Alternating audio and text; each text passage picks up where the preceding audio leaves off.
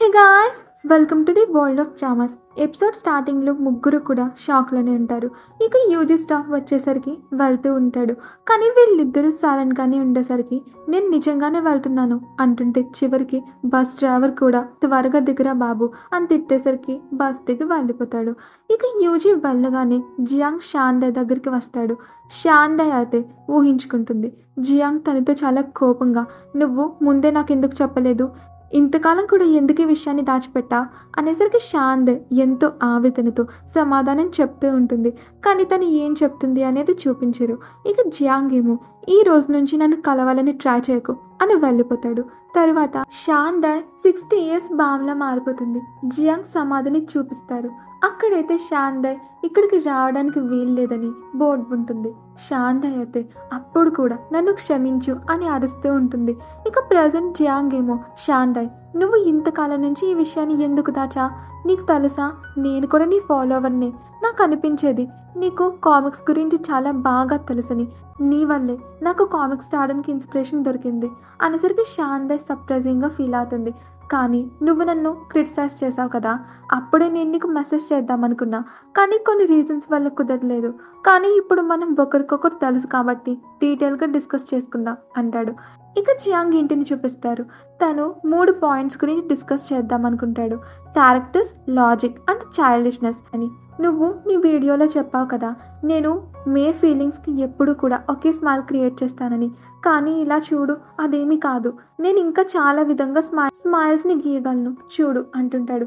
శాందయ్ అయితే జియాంగ్ తనతో ఫైట్ చేస్తున్నాడని ఎంబారసింగ్గా ఫీల్ అవుతూ ఫోటో చూసి, నువ్వు కరెక్ట్గానే చెప్తున్నా అనేసరికి జియాంగ్ ఏమో, నిజం చెప్పాలంటే ఈ స్మైల్ని నీ క్రిటిసిజం వీడియో చూసిన తర్వాతే నేను డ్రా చేశాను అని ఎమోషనల్గా ఫీల్ అవుతూ, నేను నీ నుంచి చాలా నేర్చుకున్నాను.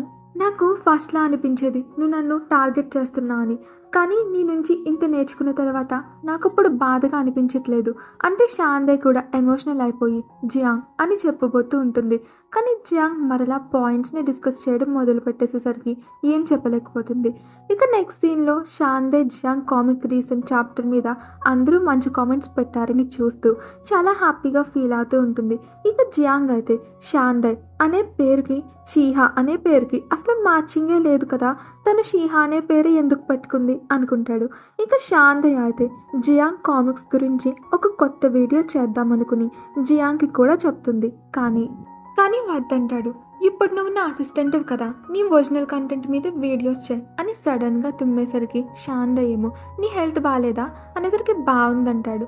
కానీ తనకి ఫ్లూ వచ్చి ఉంటుంది. నెక్స్ట్ డే జియాంగ్ గ్రూప్లో మెసేజ్ చేసుంటాడు. శాందయ్ అయితే షాక్ అయ్యి నాకేం చాలా అర్థమైంది అనుకుని వెళ్తుంది. ఇంకొక వైపు యూజీ చెన్తో చాటింగ్ చేస్తూ ఉంటాడు. కానీ అప్పుడే జియాంగ్ ఎమర్జెన్సీ అని పెట్టిన మెసేజ్ని చూసేసరికి శాందయ్ షాక్ అయినట్టే, నాకు తెలుసు ఇప్పుడు ఏం చేయాలో అనుకుని వెళ్తూ ఉంటాడు. ఇక శాందయ్ అయితే జియాంగ్ డోర్ ఓపెన్ చేయట్లేదని తానే ఓపెన్ చేసుకొచ్చి నేను ఇంక్ తెచ్చేసాను అంటుంది. కానీ జియాంగ్ ఎక్కడ కనిపించడు, తను బెడ్ మీద ఉంటాడు. శాందయ్ ఏమో, జియాంగ్ని హెల్త్ బాగాలేదా, నేను ఇంకా నీ ఇంక్ బాటిల్ అయిపోయింది అనుకున్నాను, సరే హాస్పిటల్కి వెళ్దామా అంటే జియాంగ్ వద్దంటాడు. శాందయ్ ఏమో, సరే నువ్వు రెస్ట్ తీసుకో, నీకోసం ఏదైనా మంచి సూప్ చేసి తెస్తానంటుంది. ఇంకొక వైపు లూదాని చూపిస్తారు. తను గూజన్ని చూస్తూ, వీడిని చూస్తుంటే ఫీమేల్ లీడ్గా అవ్వాలనుకుంటున్నట్టే లేడు, కానీ చెట్టు అబద్ధం ఎందుకు చెప్తుంది అని ఒక స్క్రిప్ట్ని ఇచ్చి లైన్స్ చెప్పమంటుంది. ఒకవేళ వీడు ఫీమేల్ లీడ్ డైలాగ్స్ చెప్తే వీడు అమ్మాయి క్యారెక్టర్ చేద్దాం అనుకుంటున్నట్టే అనుకుంటుంది. గూజన్ ఏమో ఫీమేల్ లీడ్ డైలాగ్స్ని చెప్పడం మొదలు పెడతాడు. కనీసం అలా అయినా లూదా ఫీమేల్ లీడ్గా బాగా యాక్టింగ్ చేస్తుందని, కానీ లూదా అయితే మిస్అండర్స్టాండింగ్ చేసుకొని నా అనుమానమే నిజం అని తర్వాత మేల్ డ్రెస్ ఒకటి ఫీమేల్ డ్రెస్ ఒకటి తీసుకొచ్చి వీటిలో ఏ డ్రెస్ని చూస్ చేస్తా అంటే గూజానేమో, నేను ప్రతిసారి లూదా ఫీలింగ్స్ని పట్టించుకోను, తిని కూడా అమ్మాయి కదా, అమ్మాయిలో ఉండాలనుకుంటుంది కదా అని ఆ అమ్మాయి బట్టలు చూస్ చేస్తాడు. లూదా అయితే తన అనుమానమే నిజమని ఫిక్స్ అయిపోద్ది. పైగా గూచాన్, నువ్వు జనాల ఫీలింగ్స్ని పట్టించుకోకు, స్టేజ్ మీద నువ్వే ఫీమేల్ లీడ్వి అవదు కానీ నేను నీ గుర్రంలాగా నీ రాజులాగా అవడానికి రెడీగా అన్నాను అంటుంది. కానీ గూజాన్కి తన మాటలు ఏమీ అర్థం కాక, నువ్వు అసలు ఏమంటున్నా అని తను కూడా జియాంగ్ పెట్టిన మెసేజ్ని చూసి లూదా నీ సంగతి నేను తర్వాత తెలుస్తా అని వెళ్తూ పడిపోయి అన్కాన్షియస్ అయిపోతాడు. ఇక నెక్స్ట్ సీన్లో గూజన్ కాన్షియస్లోకి వచ్చేసరికి లూదా తన్ని ఎత్తుకుని క్యాంపస్ హాస్పిటల్కి తీసుకువెళ్తూ ఉంటుంది. గూజన్కి ఏం జరుగుతుందో అర్థమై లూదా నన్ను కిందకి దించు, జియాంగ్ని కలవడానికి వెళ్ళాలి, వాడు అసలే ఎమర్జెన్సీ అని మెసేజ్ పెట్టాడనేసరికి లూదా కూడా ఆగిపోతుంది. ఇక గూజన్ అయితే చాలా కోపంగా ఉంటాడు, కానీ లేట్ అవుతుందని జియాంగ్ దగ్గరికి వెళ్ళిపోతాడు. ఇక శాందయ్ అయితే ఆన్లైన్లో సూప్ ఎలా ప్రిపేర్ చేయాలో చూస్తూ ప్రిపేర్ చేయడం మొదలు పెడుతుంది. అప్పుడే మనకు అర్థమవుతుంది శాందయ్కి కుకింగ్ చేయడం అస్సలు రాదని, పైగా తనకి గుడ్డుని ఎలా పగలగొట్టాలో కూడా తెలీదు. కానీ ఏదో ఒకలా కిచెన్లో మంటలు పెట్టి మరి ఒక సూప్ని తయారు చేస్తుంది. కానీ ఆ వీడియోలో ఫ్లూ వాళ్ళకి మాత్రం ఆ సూప్ని ఇవ్వద్దని లాస్ట్లో చెప్పేసరికి శాందయ్ కష్టం బూడిదలో పోసిన పన్నీర్లా అవుతుంది. ఇక తను అస్సలు సూప్ ఎలా వచ్చిందో చూద్దాం అని టేస్ట్ చేసేసరికి చాలా భయంకరంగా ఉండి ఉంటుంది. ఇక నెక్స్ట్ సీన్లో రూసాంగ్ని చూపిస్తారు. తను అయితే సాడ్గా ఉన్న యోయోని చూసి అయ్యో నేనే నిన్న తనని కొంచెం ఎక్కువగా తిట్టేసినట్టున్నాను, అందుకనే తను సాడ్గా ఫీల్ అవుతూ నన్ను ఏమన్నా బ్లాక్ చేసిందా ఏంటి అని తన ఫోన్ తీసి వెంటనే మెసేజ్ చేసేస్తాడు. కానీ వాడు బ్లాక్ అయి ఉండడు. అప్పుడే తన జియాంగ్ పెట్టిన మెసేజ్ని చూసి జియాంగ్ దగ్గరికి వెళ్తాడు. ఇక యోయో కంటిలో డస్ట్ పడడం వల్లే తను కళ్ళు పట్టుకుని ఉండుంటుంది, సాడ్గా ఉండి కాదు. ఇక శాందయ్ అయితే తన వల్ల కిచెన్ ఎంత దారుణంగా మారిపోయిందో అని చూస్తూ ఉంటుంది. పైగా తనకి అర్థం కాదు ఇప్పుడు జియాంగ్కి తినడానికి ఏమి ఇవ్వాలని. అప్పుడే తనకి జింజర్ కనిపించేసరికి వెంటనే జియాంగ్కి జింజర్ సూప్ చేసి ఇస్తుంది.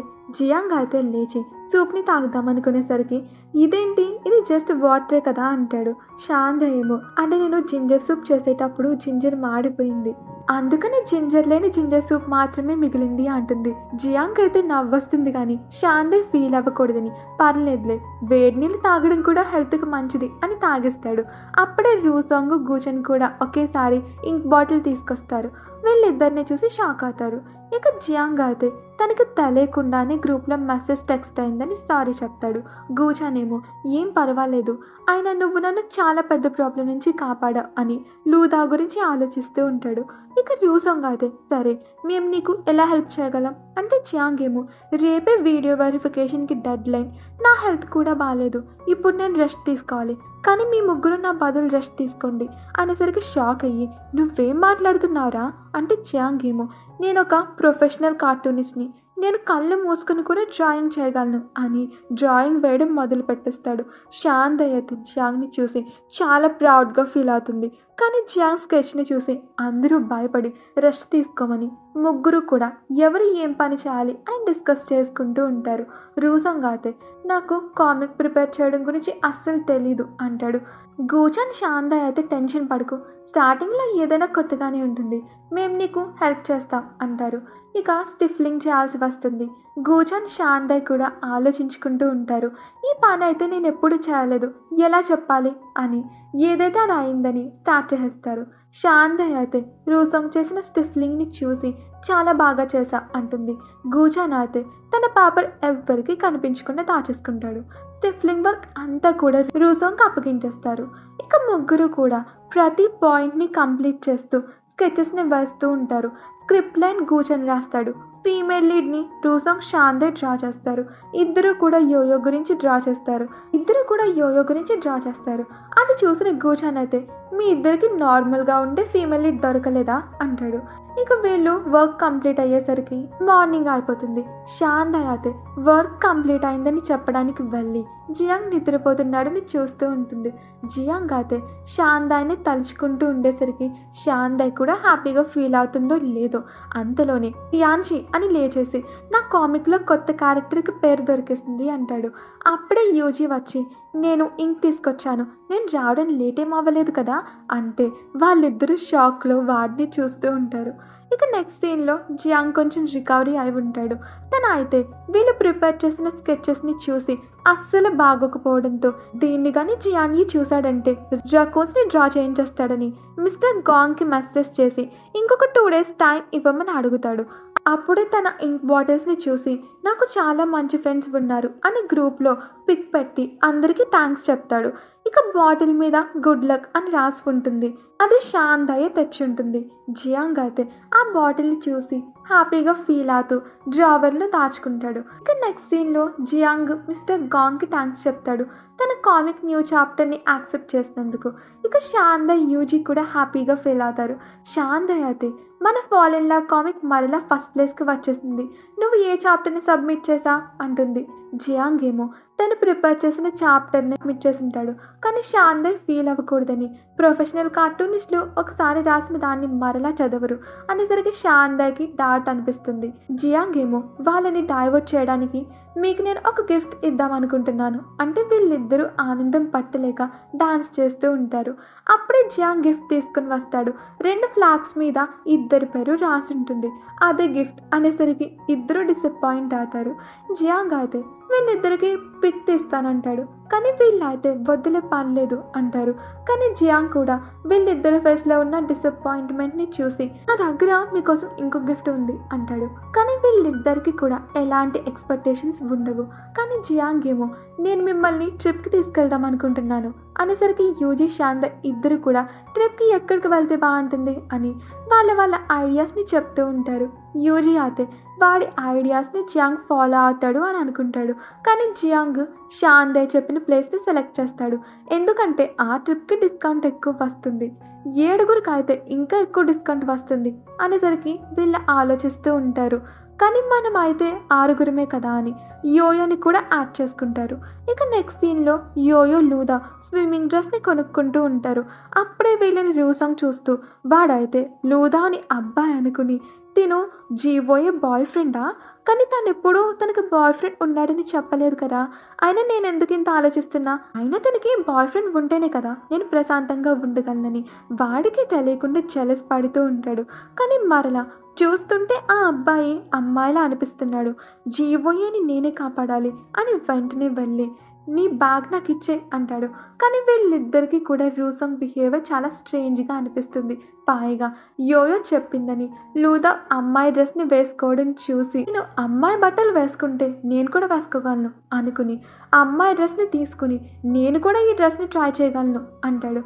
లూదా అయితే ఏంటి నువ్వు దీనికి సైడ్ కొడుతున్నావా అంటే రూసాంగ్ ఏమో దీనికి ఎవడన్నా సైడ్ కొడతాడా అనేసరికి యోయో కొట్టేస్తుంది. నెక్స్ట్ సీన్లో జియాంగ్ అందరి కోసం వెయిట్ చేస్తూ ఉంటాడు. వాళ్ళు కూడా బ్యాగ్ తీసుకొని వస్తుంటారు. రూసాంగ్ అయితే యోయోతో మన ఇద్దరం కలిసి కూర్చుందాం అంటాడు. యూజీ అయితే జియాంగ్ తన కోసమే వెయిట్ చేస్తున్నాడని అనుకుంటాడు. శాందే కూడా జియాంగ్ తన కోసమే వెయిట్ చేస్తున్నాడని అనుకుంటుంది. జియాంగ్ అయితే యూజీని పట్టించుకోకుండా శాందే దగ్గరికి వచ్చి తన మెడలో కెమెరా తీసుకుని నేను ఈ కెమెరా కోసమే వెయిట్ చేస్తున్నా, నేను నా కామిక్ కోసం మెటీరియల్ కలెక్ట్ చేయాలి అనుకుంటూ వెళ్ళిపోతాడు. యూజీ అయితే జియాంగ్ నువ్వు నాలాంటి హ్యాండ్సమ్ అబ్బాయి బ్యాగ్ని ఎత్తి బండిలో పెట్టలేవా అనేసరికి శాందాకైతే వాడిని చూస్తే అచ్చం అమ్మాయిలానే అనిపిస్తాడు. జియాంగ్ అయితే యూజీని ఇగ్నోర్ చేసి శాందే బ్యాగ్ని తీసుకుని వెళ్తాడు. యూజీ అయితే హెల్ప్ హెల్ప్ అని అరుస్తూనే ఉంటాడు. రూసాంగ్ అయితే వాడి అరుపులు వినలేక సీనియర్ నేను మీకు హెల్ప్ చేస్తాను అని బ్యాగ్ తీసుకుని సీనియర్ నేను కొత్తగా జాయిన్ అయ్యాను, మీరు చాలా హ్యాండ్సమ్గా అన్నారు, మీ డిపార్ట్మెంట్లో ఉన్న అందరు అమ్మాయిలు కూడా మీలానే హ్యాండ్సమ్లా ఉంటారా అనేసరికి యూజీ పొగడ్తలు వినగానే ఎప్పటిలానే సిగ్గుపడుతూ ఉంటాడు. నెక్స్ట్ వీళ్ళందరూ కూడా వాళ్ళ వర్క్ చేసుకుంటూ ఉంటారు. కాసేపటికి అలసిపోయి నిద్రపోతారు. కానీ జియాంగ్ శాందే మాత్రం నిద్రపోరు. జియాంగ్ అయితే శాందే నీ కళ్ళు అనేసరికి శాందే ఏమో ఫైనల్గా వీడిన మేకప్ని అబ్జర్వ్ చేశాడు, డెఫినెట్గా ఇప్పుడు పొగుడతాడు అనుకుంటే జియాంగ్ ఏమో దోమలు కుట్టాయా ఏంటి అని అనేస్తాడు. ఇంకా శాందే ఏమో నువ్వేం చేస్తున్నా, దోమలేం కుట్టలేదు, ఇది మేకప్ అంతే అనేసరికి జియాంగ్ కూడా ఎంబారెస్ అవుతాడు. అవునా మేకప్ వేసుకున్నావా, కానీ నీ లిప్స్ మీద లిప్స్టిక్ సరిగ్గా అప్లై చేసుకోలేదు అంటే శాంద ఏమో మేకప్లో ఇదొక స్టార్, నేను వీడితో మేకప్ గురించి ఎందుకు డిస్కస్ చేస్తున్నా అనుకుని మ్యూజిక్ వినాలనుకుంటుంది. కానీ ఇయర్ ఫోన్స్ పని చేయకపోయేసరికి జియాంగ్ తన ఇయర్ ఫోన్ ఇచ్చేసరికి శాంతకి ప్లేలిస్ట్ నచ్చేస్తుంది. జియాంగ్ ఏమో నేను ఈ వీడియోస్ బ్యాక్గ్రౌండ్లో ఈ సాంగ్స్ని విన్నాను, నాకు నచ్చడం వల్ల డౌన్లోడ్ చేసుకున్నాను అనేసరికి శాంతయ్య కూడా మురిసిపోతుంది. ఇక నెక్స్ట్ సీన్లో అందరూ బీచ్కి వెళ్తారు. శాంతయ్య అయితే ఇక్కడ చాలా మంది జనాలు ఉన్నారు అంటే జియాంగ్ ఏమో వీళ్ళు జనాలు కాదు, నా కామిక్ బుక్ మెటీరియల్ అంటాడు. ఇక అందరూ ఎంజాయ్ చేస్తూ ఉంటారు. లూదా చుట్టూ అమ్మాయిలు చేరిపోయి ఉంటారు. యూజీ అయితే ఇసుకతో పిచ్చుగుళ్ళు కట్టుకుంటూ ఉంటాడు. గూజాన్ అయితే ఎప్పటిలానే స్క్రిప్ట్ చదువుతూ ఉంటాడు. రూసాంగ్ అయితే వాడి టైంని యోయోతో స్పెండ్ చేయాలనుకుంటాడు. ఇంకా యోయోని కాపాడడానికి వాడు గాయపడతాడు. ఇక జియాంగ్ అయితే తన కామిక్ మెటీరియల్ కోసం అమ్మాయిల ఫొటోస్ తీసుకుంటూ ఉంటాడు. అప్పుడే ఒక అతను వీళ్ళని చూసి నా గర్ల్ ఫ్రెండ్ పిక్ని తీసావా చూపించు అనేసరికి జియాంగ్ ఏమో లేదండి, నేను మీతో పాటు చాలామంది అమ్మాయిల ఫొటోస్ని తీశాను, నేను నా కామిక్ బుక్ కోసం మెటీరియల్ కలెక్ట్ చేస్తున్నా అని చెప్తుంటాడు. ఇంతలోనే అందరూ కూడా వచ్చేస్తారు. శాంతయ్య అయితే భయపడి జియాంగ్ ఒకసారి చుట్టూ చూడు అనేసరికి జనాన్ని చూసి ఇద్దరు భయపడిపోతారు. అందరూ తరిమేసరికి దాక్కుంటారు. అప్పుడే శాంతయ్య పడిపోబోతూ ఉంటే జియాంగ్ పట్టుకుంటాడు. ఫస్ట్ టైం జియాంగ్ రొమాంటిక్ కాదు ఉంటాడు, కానీ సడన్గా తుమ్ము వచ్చేసరికి నార్మల్ అయిపోతాడు. శాంతయ్య ఏమో ఏమైంది, నీకు ఇంకా ఫ్లూ తగ్గలేదా అనేసరికి అలా ఏం కాదు, నీ చుట్టూ తగలడం వల్లనే అని సిగ్గుపడుతూ ఉంటాడు. ఇక ఇద్దరు కూడా మాట్లాడుకుంటూ వస్తుంటారు. అప్పుడే గూచాన్ యూజీ బోట్ ఎక్కడానికి రమ్మంటాడు. యోయో అయితే శాంతయ్య నీకు జియాంగ్కి మధ్య ఏం నడుస్తుంది అంటే అయ్యో మీరు అనుకున్నట్టేం లేదు, ఆయన రూసాంగ్ ఎక్కడా అంటే యోయో ఏమో అక్కడున్నాడు పాపం, నన్ను కాపాడుతూ గాయపడ్డాడు, వీళ్ళని చూడు ఎంజాయ్ చేస్తున్నారు, రూసాంగ్ ఎంజాయ్ చేయకపోతే ఎవరిని ఎంజాయ్ చేయనివ్వను అని యూజీ రబ్బర్ బోట్కి పిన్ గుచ్చేస్తుంది. అబ్బాయిలు ఎవ్వరూ గమనించరు. శాంతయ్య ఏమో అయ్యో క్యాప్ ఓపెన్ చేస్తే సరిపోయేది కదే, పిన్ ఎందుకు గుచ్చడం అంటే యోయో ఏమో అవును గుడ్ ఐడియా అని స్విమ్మింగ్ చేసుకుంటూ బోట్ దగ్గరికి వెళ్ళి క్యాప్ కూడా ఓపెన్ చేసి వచ్చేస్తుంది. కానీ అబ్బాయిలకు తెలీదు. శాంతయ్య అయితే దేవుడా నేనేంటి ఇలా ఇరుక్కున్నా, బసే వాళ్ళకి స్విమ్మింగ్ రాకపోతే ఏం చేస్తామే అనేసరికి నువ్వేం టెన్షన్ పడకు, వాళ్ళకి స్విమ్మింగ్ చేయడం వచ్చి ఉంటుంది, అబ్బాయిలు కూడా చాలా కష్టం మీద వాళ్ళని వాళ్ళు కాపాడుకుంటారు. శాంతయ్యకైతే ఏమైంది బయటకు ఎందుకు రావట్లేదు అని అడిగేసరికి అబ్బాయిలేమో లేదు మాకు ఇక్కడే బాగుంది, మీరిద్దరూ ఇక్కడ నిలబడి ఏం చేస్తున్నారు, వెళ్ళండి ఎంజాయ్ చేయండి అనేసరికి యోయో కూడా శాంతయ్యని తీసుకుని వెళ్ళిపోతుంది. తరువాతే చూపిస్తారు బాయ్స్ బాడీ మీద ఉండాల్సిన ఇన్నర్ వేర్స్ వాళ్ళ చేతుల్లో ఉన్నాయని, అందుకనే వీళ్ళు నీటిలోనే ఉండిపోయి ఉంటారు. ఎవరి చేతిలో ఎవరి చెడ్డీ ఉందో అర్థం కాక గొడవ పడుతూ ఉంటారు. కాసేపటికి బయటికి వస్తారు. ఇక రూసాంగ్ అయితే చివరికి ధైర్యం చేసి అడిగేస్తాడు, ఆ అందమైన అబ్బాయి జీవోయే బాయ్ ఫ్రెండ్ కదా అనేసరికి ముగ్గురు కూడా ఎవర్రా అంత గుండె ధైర్యం ఉన్న అందమైన అబ్బాయి అంటే రూసాంగ్ ఏమో బస్సులో గూచాన్తో కూర్చున్న అబ్బాయి అనేసరికి ముగ్గురు రియలైజ్ అయ్యి ఏం మాట్లాడుతున్నావురా అంటారు.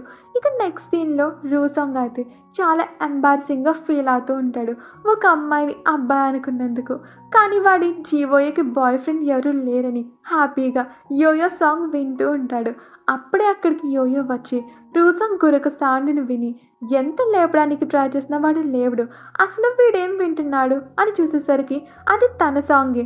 అప్పుడే తనకు గుర్తొస్తుంటుంది యోయో సాంగ్స్ చాలా బాగా పాడుతుందని, తనంటే రూసాంగ్కి చాలా ఇష్టమని చెప్పడానికి గుర్తు చేసుకుని హ్యాపీగా ఫీల్ అవుతూ రూసాంగ్ చాలా క్యూట్గా ఉన్నాడు అని చూస్తూ ఉంటే వాడైతే యోయోని తలుచుకుంటూ దీన్ని ఎవడైనా లవ్ చేస్తే వాడు పిచ్చోడే అవుతాడు అనేసరికి యోయోకి కోపం వచ్చి లౌడ్గా ఉండే మ్యూజిక్ పెట్టేసరికి రూసాంగ్కి మెలకు వచ్చేసి ఉంటుంది.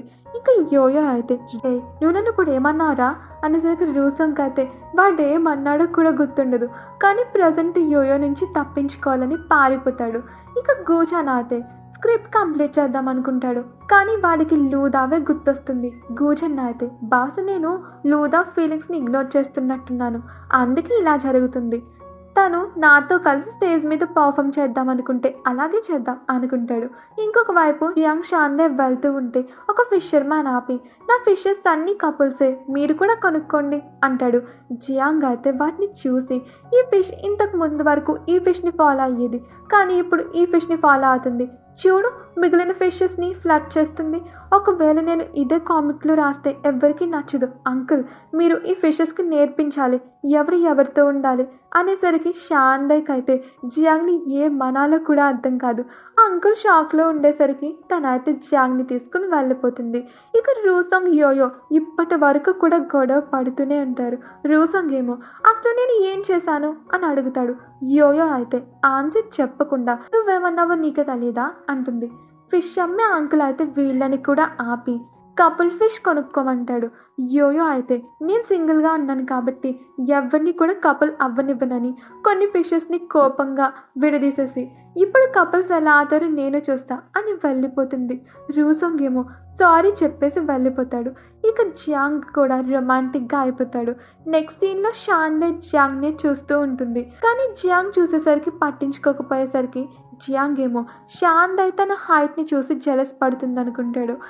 ఇక లూదా వెంట యూజీ వెంట అమ్మాయిలు పాడుతూ ఉంటారు వీచాట్లో యాడ్ చేసుకోమని. ఇక రూసాంగ్ యోయోల గొడవ అయితే ఇంకా కంప్లీట్ అవ్వదు. రూసాంగ్ ఏమో నేను అసలు ఏం చేశాను, నిద్రపోతున్నా, నాకు అసలు ఏం జరిగిందో కూడా తెలియదు అనేసరికి యోయో కోపంగా అక్కడి నుండి వెళ్ళిపోతుంది.